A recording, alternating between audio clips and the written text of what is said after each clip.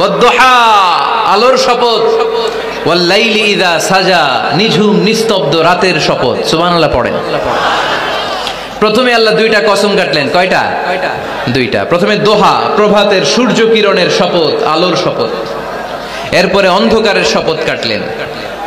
আলোর শপথ দিয়ে আল্লাহ তাআলা ওহী আশাকে বুঝালেন, আর অন্ধকারের শপথ দিয়ে আল্লাহ ওহী না আশাকে বুঝালেন। আল্লাহ বুঝাতে চাইলেন, নবী সব সময় আলো থাকলে ভাল লাগে না।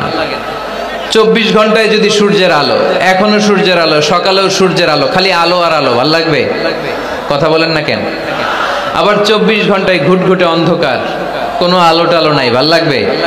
তার মানে জীবন চালাতে আলোরও দরকার, অন্ধকারেরও দরকার। বিশ্বনবীরে বুঝাতে চাইলেন, নবী ওহী আসা যেমনি দরকার, মাঝে মাঝে ওহী বন্ধ রেখে আপনার একটু বিশ্রাম দেওয়াও দরকার। সুবহানাল্লাহ পড়েন। সরকারি চাকরি যারা করেন, সপ্তাহে কয় দিন জব করেন? জোরে বলেন। 5 দিন। বাকি 2 দিন কি করেন? বিশ্রাম নেন, ছুটিতে থাকেন। 7 দিনে যদি কাজ করা লাগতো, ভাল লাগতো? কথা বলেন না কেন? ভাল লাগতো না। আবার 7 দিনে যদি ছুটি থাকতো, ভাল লাগতো না। তার মানে কাজেরও যেমনি দরকার, বিশ্রামেরও দরকার, ঠিক কিনা? আল্লাহ বুঝাতে চাইলেন, নবী কাফেরদের কথায় কান দিবেন না। ওরা বলে আমি আপনারে ভুলে গিয়েছি। না না, কশিন কালেও না। আমি আপনারে কেমন করে ভুলে যাই? আপনি আমার বন্ধু।